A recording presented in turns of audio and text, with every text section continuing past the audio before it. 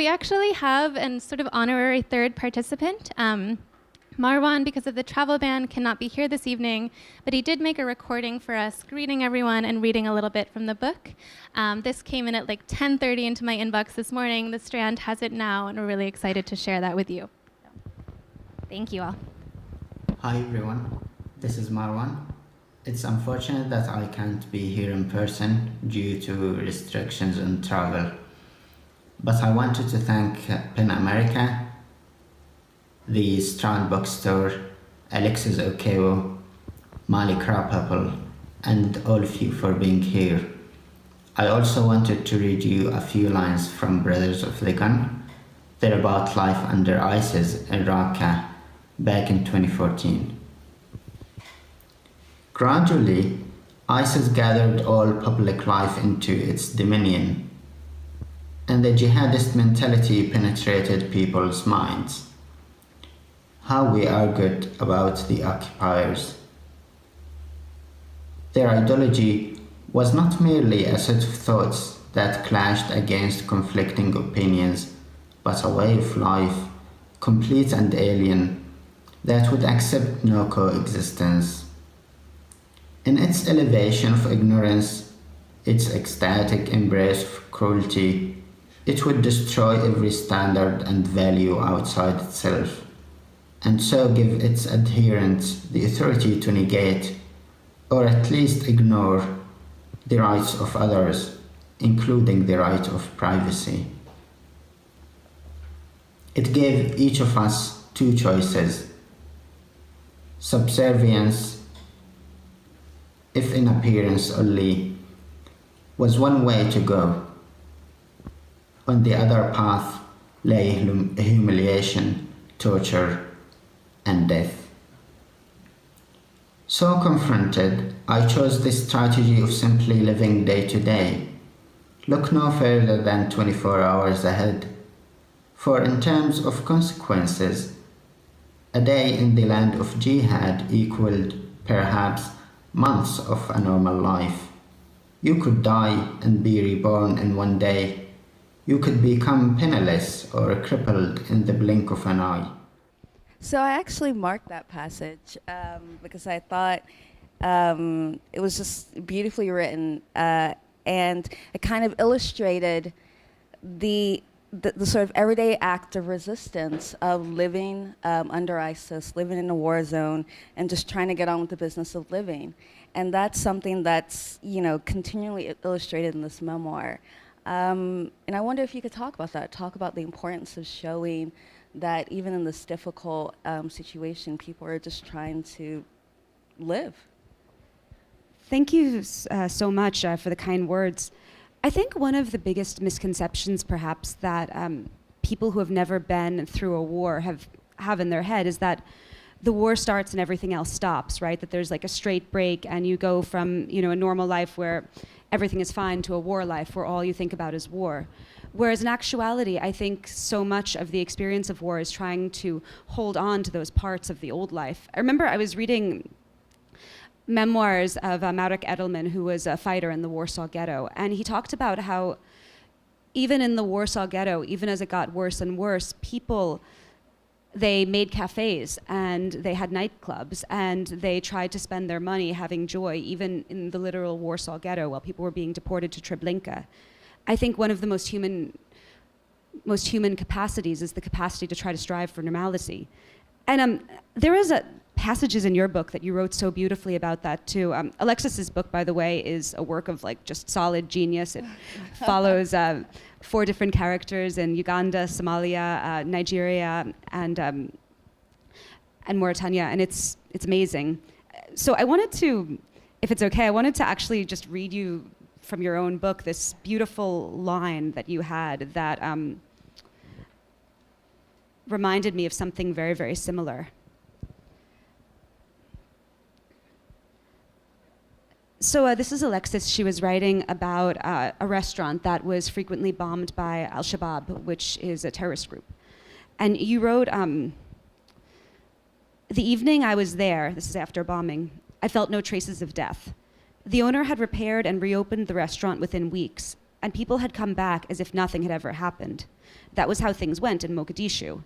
While they lasted on this earth, Somalis would not be denied the few pleasures it had to offer them. Do you want to talk about that, about writing about the pleasure and joy in the midst of these incredibly difficult circumstances? Yeah, well, what I found so extraordinary about this book is just having this inside close look to like the joys and the frustrations of life in an extreme situation. And I, had a sort of a secondary view of that as being a journalist and going to a place like Mogadishu where I'd never been, and because of stereotypes and news headlines, I assumed it would be this really difficult place, constant terror attacks, constant gun battles in the streets, everyone hiding inside, women being wrapped up. And then I get there, and the second day I'm there, I'm at this beautiful beach restaurant. Families are going out on boats in the ocean, people are taking selfies and like having ice cream in the restaurant, and I realize this is nothing like I expected. And of course, why would it be like how I expected? And that all of these places have this complexity and nuances that even in a war zone, even in a place where things have fallen apart, people still have to do the things that we do on a daily basis. You just have to go to work and go to school and take care of their family and go to weddings and funerals and all of that daily dramas. And so it was nice to see that, and I write about how I didn't expect that, but how I should have. And in your book, I like how you guys talk about the fact of not only needing to get on with the daily business of living, but that even when Raqqa becomes overtaken by ISIS, and from the outside, observers would say that it's a matter of either fleeing for your life, or if you stay, you become compromised, that there's actually an in-between that Marwan inhabits. And I don't know if you want to talk more about that. Well, many people stayed in Raqqa under ISIS because they didn't want to live in a refugee camp, right? They didn't want to live in a place with, I went with my friend Pat Hillsman over here. We went to the Baba Salem IDP camp just inside Syria, and it's a place of impossible grimness with, sewage, sewage on the sort of dirt roads, and 1 meal a day served by the Turkish government, and people freezing to death in the winter, and people don't necessarily want to leave their homes to end up in such a lovely situation. And also in Syria, a lot of times people's entire wealth, right, was in real estate. Everything that you had was tied up in building. So people, they wanted to hold on to what they had. And also, as the war went on, there started to be this idea when people looked at how the rest of the world was treating Syrians, how they looked at the racism in Lebanon, for instance, or the way that they were being confined to camps in Jordan, or the pogroms that were even happening in Turkey, or also the horrific camps in Greece, and just the ways Syrians were discussed. People started being like, I don't want to go there. I don't want to go. I'd rather die in my home than be humiliated by being the world's problem. And I know this is something that Marwan talks a lot about, the humiliation of being a refugee. So people, they stayed. And another thing that he talks a lot about is he's spoken to me a lot about, and we wrote about in the book, the idea that conquerors or liberators, they come and they go, but they're the people of the land. And if Syrians leave, then the land goes to someone else. And what was refreshing about this book is that there were no Western characters. There were no white saviors, no Western saviors. It was completely from the from Marwan's perspective. All the people in the book are people in his life, people he met in Syria, in Turkey. Was that something important to you? Oh my God, yeah. I mean, I loathe these books that are about the stories of an American going and saving other poor countries. They're stupid, they're trivial, they're frankly embarrassing. I know it's something that you must have to deal with a lot in covering Africa. And we didn't want to do that, and also we couldn't, because that wasn't Marwan's story. Marwan lived in Syria with a few breaks to go to Turkey up until early 2016. And in fact, when we were writing it, because I am in the book, I was like, Marwan, I think you should just call me like the artist, because it's just I didn't want it to be like, oh, I did this great thing, And I was always joking with him that if we wanted to make a really big Hollywood movie deal with the book, that we would have to replace him with a blonde American exchange student who teaches Ruckins about democracy. And you have a beautiful quote too, which I wrote down. You said, "For me, it's about centering the voices and not having any kind of Western saviors, including myself as a journalist." Can you talk too about like the role and the embarrassing and malignant role of Western saviors in your field?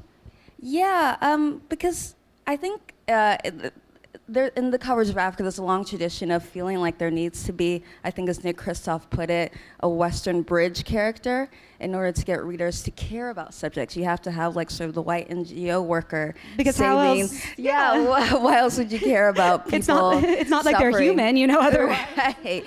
And that's kind of what you're taught when you enter covering places abroad, covering the global South.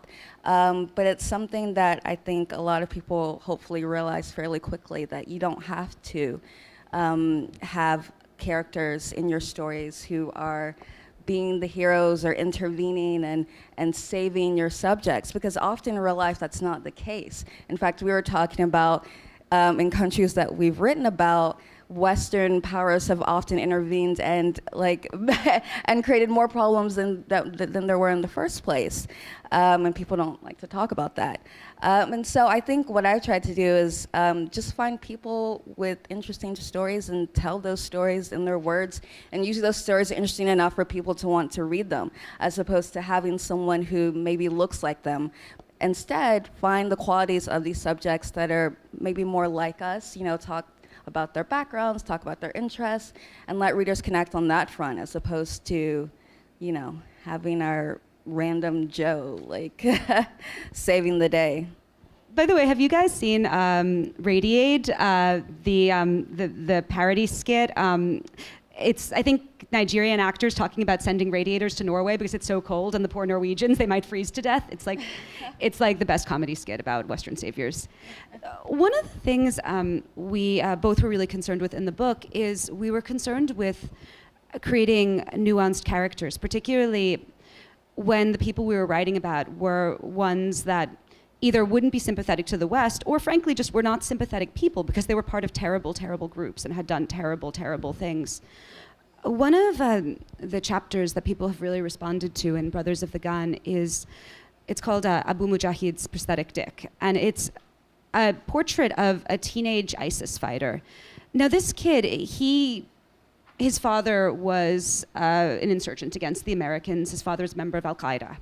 And he had raised this kid since the day he was born to hate the infidel and to, want to make bloody holy war and create an Islamic empire. And that was what the kid's head was stuffed with.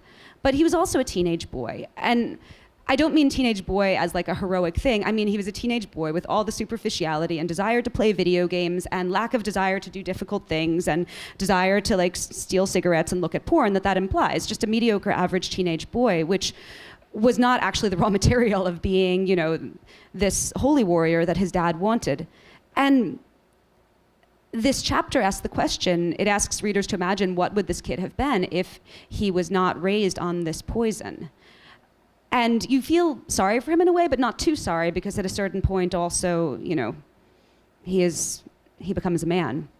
And one of the things I really appreciated about your book was you have this beautiful and horrifying love story between two child soldiers in the Lord's Resistance Army.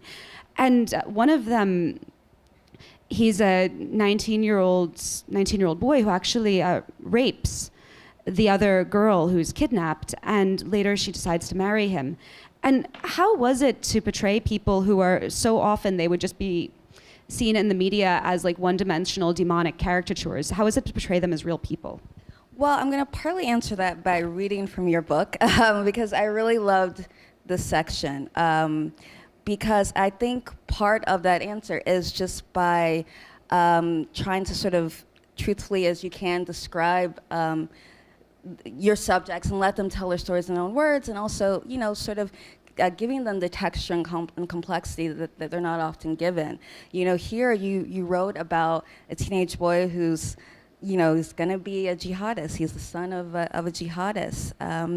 But yet he also was watching porn with and lusting after teenage girls, and seemed like a sweet kid. So I'm gonna read from this section. To this day, I wonder what Abu Mujahid might have been in another world. He was too timid to be a bully. He didn't strut around like a Tunisian fighter, high on other people's fear.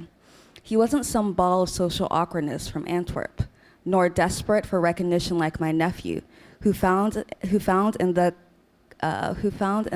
Kalishnikov an intimate to wriggle him out from beneath the social imprisonment inflicted by his family's older men.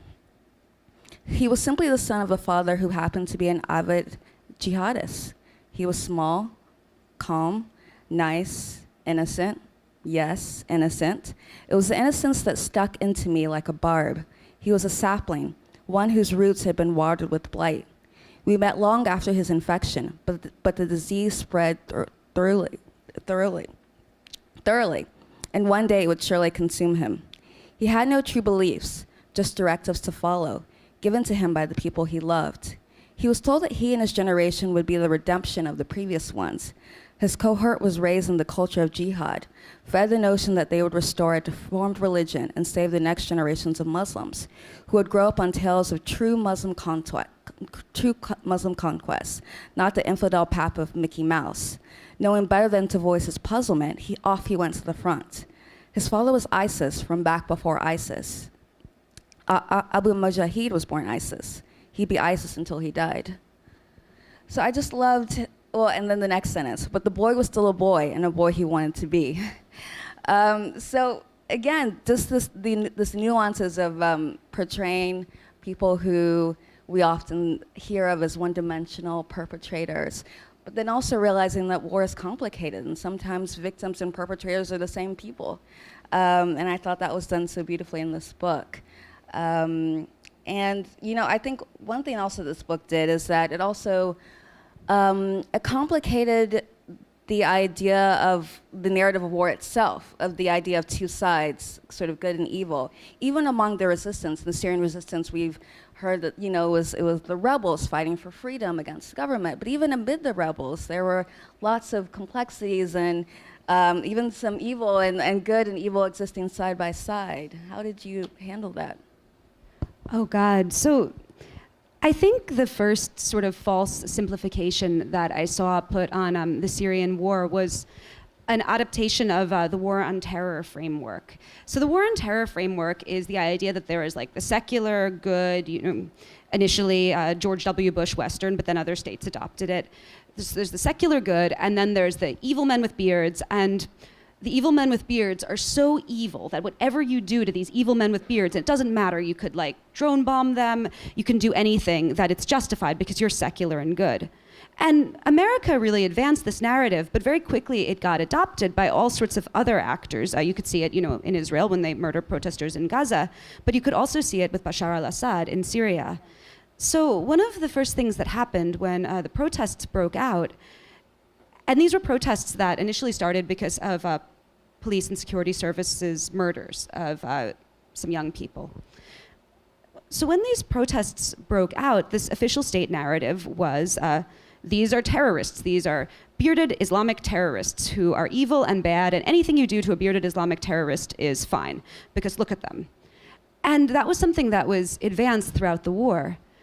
Now, the other simplification, as you say, is the idea that there was like a monolithic group of rebels. In fact, many of the rebels were actually just neighborhood men trying to defend their block from people in the security services coming and like snatching people and torturing them to death. Some of them were also army defectors who didn't want to kill their fellow citizens. Some of them were also Al-Qaeda members that were trying to take advantage of what was going on. And as the war progressed, this started to be further complicated by external backers like Saudi Arabia and Qatar that would back one rebel faction and not another as a way to advance their problems with each other. Then by Turkey and the US and much later Israel. So you had this war that started mutating and shattering and fragmenting, and it was all done on top of civilians who might not necessarily ideologically subscribe to any of the groups, but might not be able to, for instance, live in a regime area because, like, the son in the family hadn't done his army service and he'd be tortured and maybe killed for that. And it's very hard to describe this in the sort of short style that's favored sometimes by the media, where you want something that has an English language name, that has a quick tagline that you could call it like secular or Islamist or freedom or dictatorship. It doesn't really sum up sometimes the complexities and the extremely, extremely difficult choices that people have. And one of the reasons that I think the war on terror narrative has been so dangerous is that when you make a group an ultimate evil, it justifies war crimes against the people who live under that group. For instance, when the Syrian government gasses a rebel-held area, the argument is, well, it's Al-Qaeda. When America bombed Raqqa, Marwan city, and destroyed 90% of the city, the argument is, well, it's ISIS, right? So, what do you want to do? Do you like ISIS? When horrific war crimes were perpetuated by militias that were backed by US air power in Iraq, and these war crimes were even posted on social media, well, it was against ISIS, and what do you expect to happen? And I thought your book, it did such a good example of exploring that dynamic with another group that, like ISIS, is seen, for good reasons, as the ultimate evil group, which is Boko Haram. You talk with such nuance and sensitivity about the way that vigilante groups formed by parents, right, trying to save their daughters, that these very, well-warranted groups started morphing into militias that began committing war crimes of their own, especially in collusion of the army. And how is it when, for you, so I've always found that when I try to introduce nuance to this, and when Western journalists try to introduce nuance to stuff like the war on terror, the war against ISIS, the war against Al-Qaeda, people will accuse you of being like a sympathizer. Did you get, how was it for you to talk about the problems and the war crimes being committed by anti-Boko Haram forces? Yeah, that's a good question because, you had a lot of good points. Because this kind of war on terror rhetoric has been now adopted by so many repressive states, right? Nigeria, Somalia, these places now have their wars on terror where backed by the US, where they can now justify, a litany of abuses against their civilians in the names of hunting out the Islamists.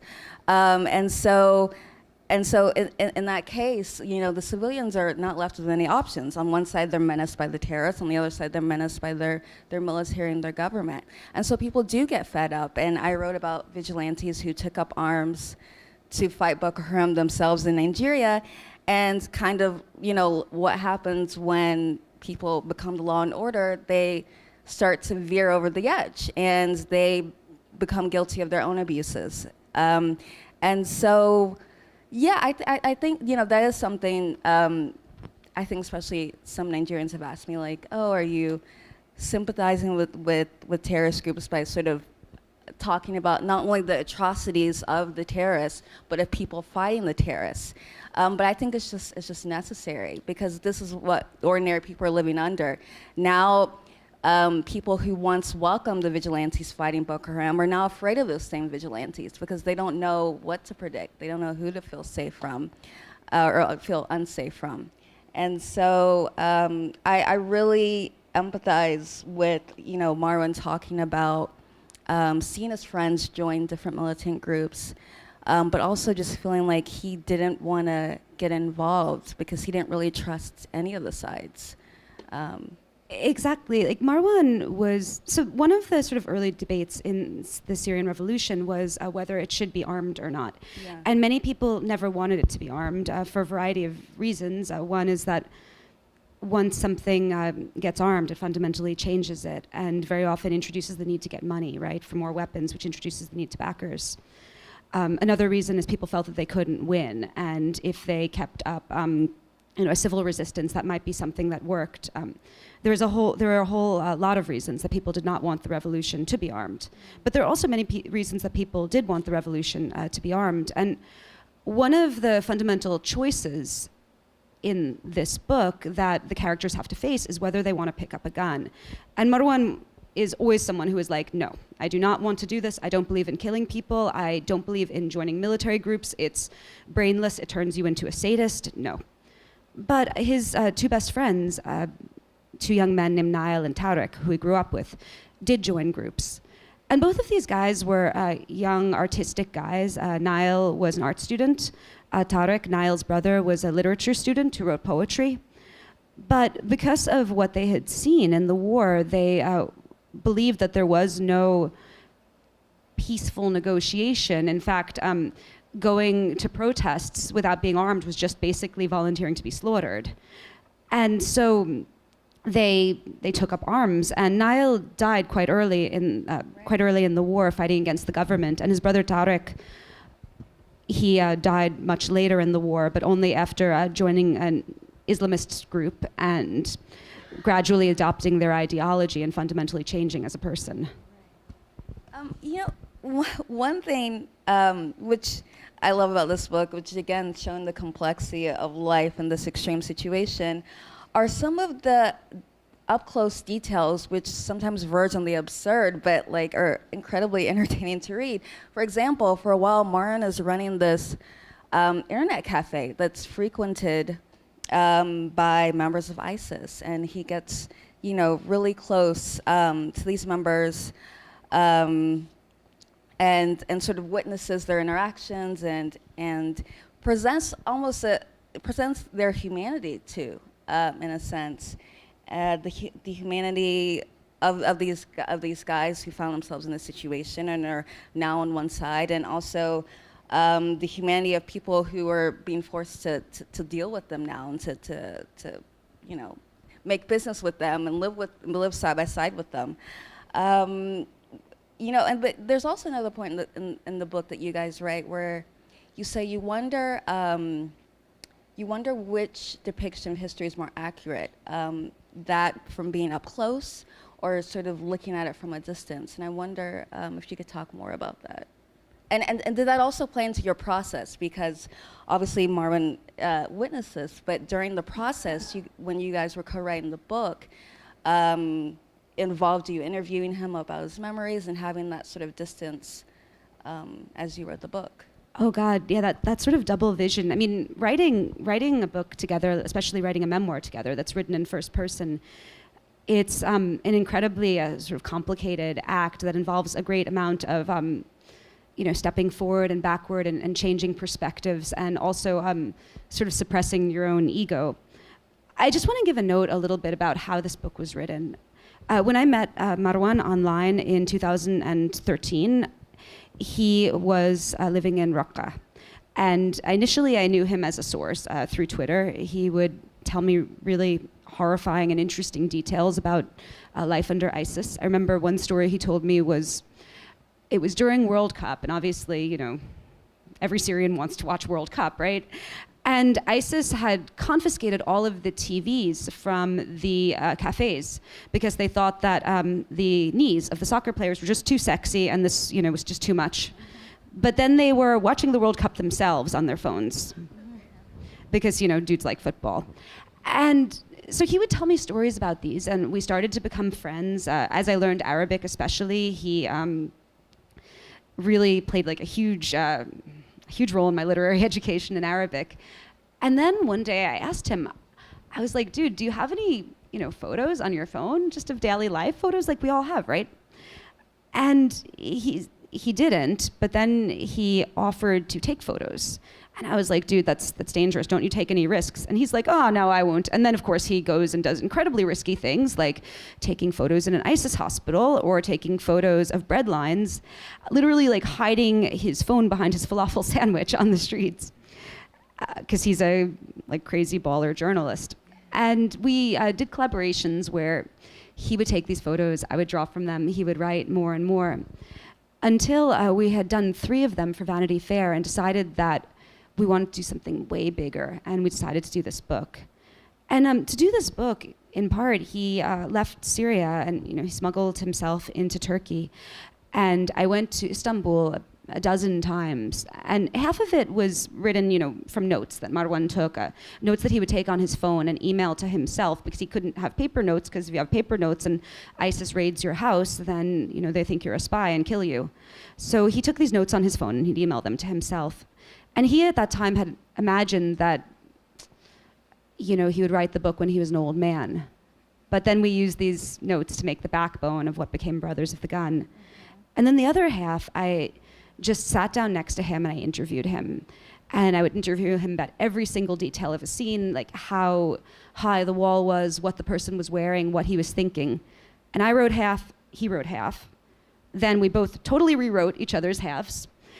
He told me that I structure like a basic Becky that doesn't know anything about literature, and was like, I'm not slogging through this from birth to current like a fucking journalistic thing. I studied Beckett and James Joyce in school, and I didn't do it for this. And I was like, Marwan, when you say the events of 1982 as if it has emotional resonance, no American can understand that, Marwan. No one knows you're talking about Hafez al-Assad bombing Hama and killing tens of thousands of people. And so we kind of went back and forth. And also we challenged a lot of each other's suppositions. He challenged me a lot for assumptions I might have had about, people who were perhaps super religious. I challenged him a lot to write more about women and to write more about people he might not have known, for instance, like activists. And we rewrote and we rewrote and we rewrote each other. And then our brilliant editor, Chris Jackson, who's the smartest man in publishing, he very sensitively edited the whole thing, asked us for lots more fill-ins. And at the end of that, we had something where we're each in both of us are in each sentence. Right. And I think when we were rewriting, we had this constant alternation, because this is Marwan's life. This is Marwan's hometown. These are people he knew intimately. Some people he had known, since he was 4 or 5. Whereas while I've covered the Syrian War since 2013, I've only been in Syria once for a day. And it's not my country, and these are not my friends, and this is not something that I have lived with the way Marwan did. And I think that while I think that the local intimate perspective is the best perspective, I think that there's a great deal of value in having the distance too, because I think that a lot of times when you're very up close to something, it becomes normal. That's human nature. And that the outsider perspective can make you question, make you say, what's beyond that assumption of normality? What is this really? Yeah, I agree. But that reminds me, there are a lot of words, Arabic words, a lot of dates, references used in the narrative that aren't explained, that we aren't given a tidy little glossary, which I like. I like that there's not sort of an over-explanation or pandering to the Western reader. Can you explain why you guys decided to do it like that? Because Marwan hates spoon-feeding people, which is Right. the exact word he would use. He's like, I am not going to write a book that starts with Syria is a country in the Middle East, which is predominantly Muslim, but there are some Christians, Alawite, and Druze people and other religions. He's like, no, man, I want to write literature. And so we kind of constantly negotiated and to see what's too much, what do we have to explain, what can we trust people are capable of Googling. Yeah. And it's something really hard because people in America don't know anything about the Middle East, and they don't know anything about Africa either. They don't know anything about almost anywhere in the world. And I think that it's something that when you're writing about a country that's not America for an American audience, there's this constant frustrating balancing act that you have to do. Like, how much do I have to spell out, and how much do I not want to mess up my narrative by spelling out really basic things? And as a model, this might sound strange, but maybe not, we looked a lot at The Handmaid's Tale. Because The Handmaid's Tale, Gilead is not a world that Americans know. It's a world that Margaret Atwood invented. And yet, Margaret Atwood never literally spells out, handmaids are women that wear red dresses that are fertile, and aunts wear khaki dresses, and they have tasers, and they control the handmaids. She shows, right? She doesn't tell. And we tried to use more novelistic techniques like that. And so one of the things I really appreciated about your book is your book It's a much more like straightforward journalistic account than my book, but it also does a really good job of not pandering, but explaining. And it also explains things that are not the things that typically get explained in narratives about Africa. For instance, you speak about like the socialist government in Somalia. And you speak about all of these different sort of very, very interesting political movements. And you speak about it in a way that is not like sort of the typical way that it gets written about by the Nick Kristofs of the world, which is like, oh my God, look at the bad thing. Here's a contextless bad thing. Oh my God, sad. Can you talk about what it's like to write for Western readers who don't know anything about your subject? Yeah, I mean, I think that I try to sort of go along the roads of like what I like to read. And when I'm reading books that get sort of too lost, or not too lost, but get too sort of dense and heavy with the history and the, you know, I sort of lose attention. And so I wanted to, you know, not disrupt my narrative as you were saying, but to give context, because especially with Africa, where so many people treat it like it's one country, I wanted to make the differences clear. You know, I'm talking about this place, and this is very distinct from this other place I was talking about, even though these stories do have similarities. And so I still didn't include like a whole lot of sort of history in each of the stories, but I wanted to include the parts that felt relevant or that felt interesting and maybe felt surprising sometimes, and go from there. And you know, I think that, you know, maybe academics would think, oh, there should be more of this, but I thought for the purposes of a book where it really is about the people, that, you know, that there is just enough that you should have. But still, I felt like more freedom doing the book than doing a lot of the articles I've done, where I feel like I have to translate so much more, being pushed by my editors to translate more than I would like. You know, I want to assume that at least readers will get certain facts or certain dates, but often when working for publications, your editors want you to sort of translate and explain every detail. But with the book, I just felt like if you don't get it, then it's not my problem. One of the parts that I really appreciated in your book, and that I think will ring true for anyone who's ever covered war, is you have this gorgeous, gorgeous evocation of Lagos and what it was like when you were living in Lagos, and especially the moment when there is filled with journalists that were covering Boko Haram, but then they were going back to Lagos and going to art openings and, you know, hanging out at nightclubs and going to hip hop concerts and having this life that was so electric and beautiful. And for me, it resonated a lot with a certain moment in Istanbul. It was around 2013, 2014, when the border was still open. And there was an economy of war journalists and fixers and aid workers and, you know, also spies. And people who very often were refugees, but they were also finding themselves for the first time away from familial control, and they were making good money, taking people into Syria. And it was, for many people you wouldn't think, like some, you know, Syrian refugees I know, for instance, it was the best time of their lives. And it's very hard to talk about that, how any place could be the best time of someone's life when it's essentially built on the hell that's happening, you know, that's happening just to the south. And I just want to read, because it was so beautiful, this evocation of Lagos and also of the Somali Americans that were moving back to Somalia. Lagos was the love of our lives and the bane of our existences. We danced at a rotating set of nightclubs, gathered at an art exhibit openings and literary readings, saw each other at the same birthdays, weddings, and christenings, and went to the surprisingly nice beaches not far outside the city. We overpaid for the same imported food and drinks, overpaid for the same generators because there was little electricity, and overpaid for the same apartments and houses because of those electricity problems. But Lagos's energy was addictive. Despite how much it could frustrate you, its hustle and creativity were stimulating. People did not like to beg. You would complain often there. You would also accomplish some of your finest work.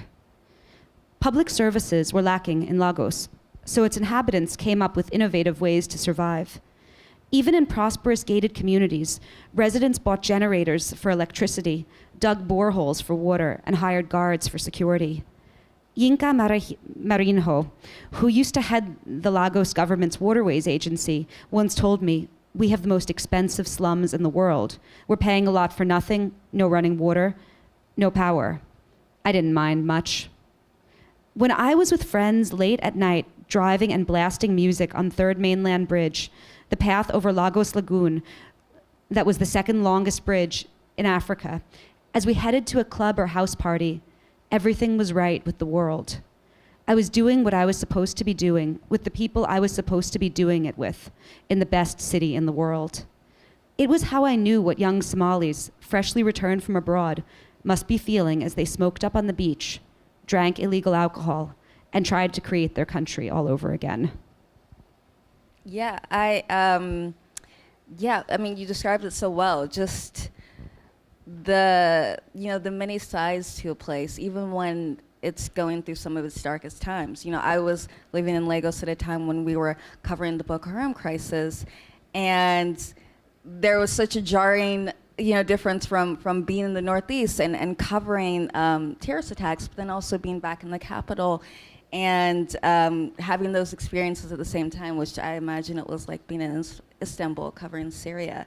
And that's what's so special about this book, is having all the sides of those experiences being shown so well. And I think that it could really only be shown by someone who was in it, who was living in it.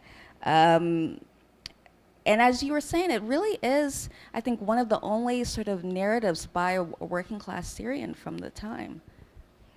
Exactly, like most books about, and this isn't just a reflection on Syria, it's also, a reflection on the publishing industry too, and how few working class narratives from anywhere are able to get into the publishing industry. Another reason, like my editor, Chris Jackson, rocks so much.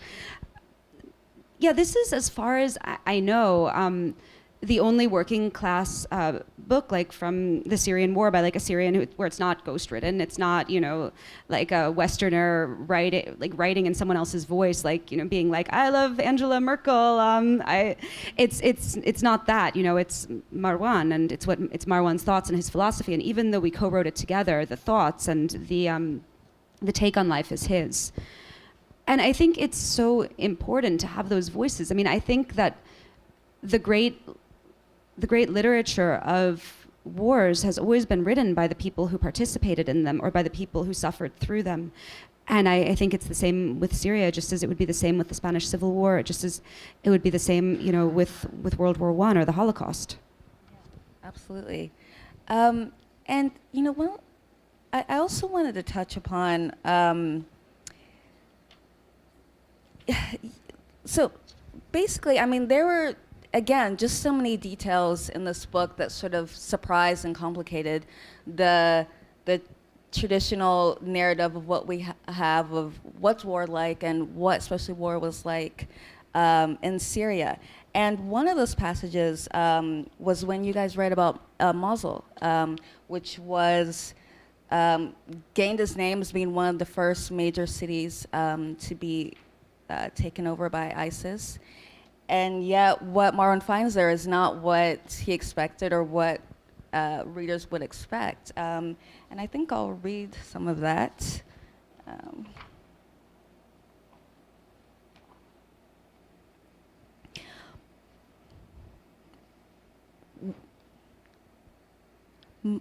I'm gonna start. Mosul gave me a stunning first impression. From the moment I began wandering its streets, it struck me as different from the other towns we'd been through that ISIS controlled. The city had been taken in a few hours with no serious battles, simply because the Iraqi army had run. There was neither the destruction of Sinjar nor the lifelessness of Raqqa. Perhaps because ISIS had been born in Iraq and thus had more popular support, they treated this Iraqi city more leniently. War hadn't yet eaten Mosul. The markets were crowded with people. The hospitals were functioning with sufficient medicine. The cafes were filled with smokers, and the arcades with teenagers playing video games. Students attended university exams. TVs blared Abadi's pompous promises to retake the city. But these were merely trompe-l'oeil. Aside from shortages of power and water, even though the tortuous Tigris cracks its way through the city and other basic services, the city was severed from its Iraqi roots and forced to open its west, where the Islamic State dominated, at least for now. I think that, and also I do want to note that when this leniency that ISIS initially displayed to Mosul was not at all evident once the battle started for taking Mosul, when the ISIS did the most hideous possible things to the city, including welding people into their homes and blowing up an extremely famous and historic mosque there. But it's true that ISIS would not have been able to dominate a city of 2 million people with 800 fighters without at least some people in that city being complicit with it. And you could say there's a variety of reasons for this complicity, perhaps one of them being atrocities done by central government. Another reason being the sort of, honestly, like a Sunni supremacist fascism. And another reason just being like, well, we've been conquered so many times and I don't want to risk my life and get beheaded. But yeah, no, there was definitely some complicity amongst civilians in Mosul to Raqqa, and it also was treated much more leniently at first than perhaps some complicity to civilians in Mosul to ISIS, not to Raqqa, oh my God. And it certainly was treated much more leniently at first than Raqqa was. And he mentioned Sinjar. Sinjar was the site of the Yazidi genocide, where Yazidi men and elderly women were mass murdered, and Yazidi women were enslaved, and Yazidi children were enslaved and forcibly converted. So there's no comparison to that. But again, this is something that it's not really found in a lot of stories, and in part because it's not something anyone wants to say, right? Someone once wrote about how in France, I think like 7% of the population, maybe less, maybe like 3% participated in the resistance. But after the war, everyone was in the resistance, right? Everyone was a hero, all heroes. And I think that's the sort of narrative that often happens when you have a group like ISIS taking over a city, that at the time people just want to live and they just want to survive. But afterwards, you have to pretend it was different. Exactly. Yeah. I think we're going to do questions. Okay. If you have a question, raise your hand. I'll bring you the mic. Or we can let you guys keep talking as well. Are there any questions? Oh my God, look at their judgmental eyes. I have a question. It's interesting that you brought up that your co-author Marwan brought up 1982 and that your response was, but American audiences don't care. And it's striking that narratives of any events, for example, in parts of the Middle East, it's always about the past. Like when it's and speaking with some very tangential personal experience of this, like any narrative about what's happening today is always about the past. It's always 1982. It's always the Sykes-Picot line. It's always something that comes. The past is everything. The past shapes everything. The context is everything. And in a lot of Western or sort of Anglo-Saxon narratives, it's very context-free. It's even when we talk about ISIS in Iraq today, you're hard-pressed to find articles that mention the invasion of 2003, that mention the first Gulf War, and so on. And how do you? And it's a very deliberate and manufactured collective amnesia. But how do you handle that collective amnesia when telling stories from a part of the world where the history is everything? This is a very, very important point. Sometimes I feel like America's relation to its innocence is of a woman that gets repeated hymen reconstruction surgery and pretends that she's a virgin each and every year. I think that one of the things that we tried to do in this book was we tried to speak, for instance, about the invasion of Iraq. I mean, Marwan's teachers went to fight America in Iraq, and he speaks a lot about the intense fear, right, of having this army invade the neighboring country, and the fear that it would spill over the border, the fear that they were going to kill him, And I think that you're absolutely right, that there's this extreme context, and often even worse and even less innocently. It's not like Hama 1982. It's like a weird Orientalist narrative about ancient tribal hatreds and like this battle between Sunni and Shia or whatever. Whereas when it comes to Western actions, we whitewash them. And also when the West talks about itself too, it doesn't use this sort of context. The West, America, is loath to talk about the way that Trump comes out of histories of white supremacy, right? About how he echoes earlier narratives and how he echoes structural things. And that's because the West when it writes about itself, it grants Westerners free will. And when it writes about other parts of the world, it makes them entirely slaves of their context, right? So when America writes about Americans, they imagine, the world was born when I was born, I made all my choices myself, I came from no structures, and also we didn't do nothing bad.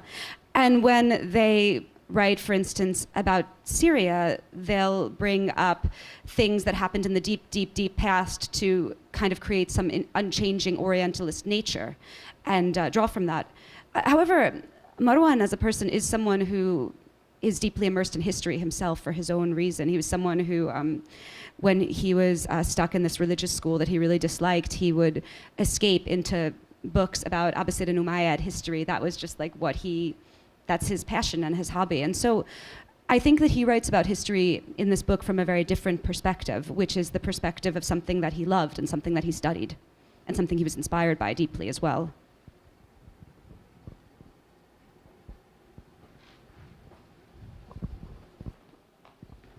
Hi. So I want to kind of go back to this idea of like portraying normalcy under conditions where people don't expect normalcy. I was having a conversation with a professor of mine who is an Iraqi author who talks a lot about, or talks kind of critically about things like photo series that show people in North Korea like doing normal things and people being amazed by that, like, oh, look, North Koreans take picnics and eat ice cream, and how that kind of participates in a sort of exoticization of these people, even while trying to perpetuate a narrative that they're normal and like meet normal Western standards of like what daily life should look like. So how do you kind of navigate portraying daily life without participating in that exoticization of being like, oh, look, like people are just like us, but somehow that statement is a distancing tool in its own kind of right? Yeah, because just like us means like, look at them, they're humans like we are. We didn't know they were humans, but look, they're eating ice cream just like humans. Yeah, it's really fucked up. I mean, for me, it's because I wrote the book with Marwan, and he just, he was writing about his own life, and so whatever it is, it's his, and yeah, it's just his. But in terms of my other work, I don't know. I tend not to write stuff that I tend, I guess, in my work actually to focus on smart rebels. I've always sort of focused on that. So that smart rebel might be like a dude who's working construction in Abu Dhabi, and then he's tipping off like the Guardian and the New York Times in his spare time while pretending to his boss he's playing Candy Crush. That rebel might be a woman who's a sex worker from the Bronx who is falsely arrested and takes on the police and refuses to plea out like everyone else. And when I read about those things, I suppose the thing that I'm trying to make not normal is, or that where I'm worrying about normalizing, it's not about the person, it's about the structure. Like, I don't want to normalize, for instance, these fucked up court systems, right? I don't want to normalize labor laws in Abu Dhabi that make it so that they take people's passports. I don't want to normalize the behavior of the police towards sex workers, which sometimes involves rape and often involves extortion. I don't want to normalize that. And I think that when you make questions about normalizing and not, very often it makes more sense to turn your eye to power and to turn your eye to structure rather than being like, oh my God, this person, they're North Korean, but they stand on two legs just like we do, which is like, I think where, and is your Professor Sinan on tune, by the way? Damn, he is the best. I love his novels so much, and he hosted actually the launch of this book. Yeah, Sinan is quite right and always astute. Other questions?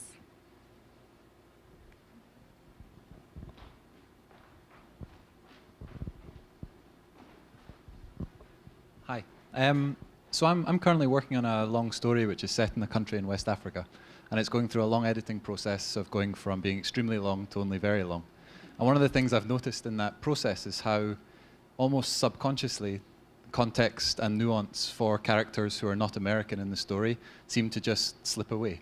And I suppose what I'm wondering is, have you had those battles, both of you? And from your writing, it seems like often you've won them, and if so, how have you won those battles? I'm having flashbacks. Yeah, I think, I have had those battles. Less with the book because you do have a lot more freedom and a lot more space. But I think that with stories, I think For me, my technique in writing from abroad has often been to sort of do more profiles, sort of in order to sort of illuminate issues I'm interested in. And by virtue of them often being profiles, that gives it more sort of creative room to keep in some of those nuances. But you know, it's a case-by-case basis. I mean, sometimes I'm more successful than others. Usually when it is for a long-form article, I have more success. But I don't know if I have any sort of winning strategies beyond just sort of being stubborn and constantly fighting my editor on every single point, and usually winning most of the time, some of the time. Yeah, being stubborn. I mean, trying to see what else you can cut. But yeah, oh my God, I've like lost so much context sometimes. I remember I had a piece on refugees in Greece, and one of the points I wanted to make was that like literally every single person was making money off of these refugees, including myself, right, as a journalist. But there's a whole economy. The government is making money off of them. The police are making money off of them. The people that build the camps are making money off of them. The aid workers are making money off of them. The volunteers are making Tinder pictures off of them. You know, everyone is profiting off of them except them, right? And that actually what these people want in this camp, they don't want someone to play with their kids. They don't want someone to give them a tent, essentially, though it's, you know, nice in the short term. What they want is a trustworthy smuggler. That is the single thing that they want. They want a smuggler that's going to efficiently get them to Germany and not steal their money and endanger their lives. And yeah, that was something that got cut, and I was very sort of sad about that. But, you know, sometimes, you know, it's always a negotiation, and sometimes also I've had points that I thought were so brilliant that perhaps weren't. But yeah, always fighting. We can do one more question, if anyone has any. Great. Thank you both so much. This has been amazing. Thank you. Thank you.